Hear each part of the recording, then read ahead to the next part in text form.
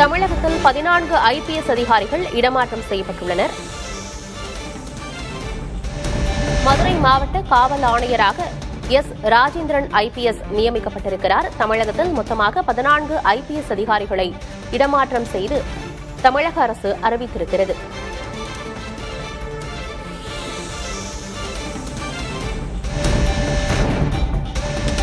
மதுரை மாவட்ட காவல் ஆணையராக ராஜேந்திரன் IPS நியமிக்கப்பட்டிருக்கிறார்.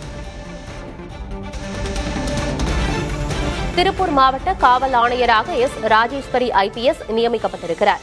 தமிழகத்தில் 14 IPS அதிகாரிகள் இடமாற்றம் செய்து தமிழக அரசு உத்தரவை பிறப்பித்திருக்கிறது.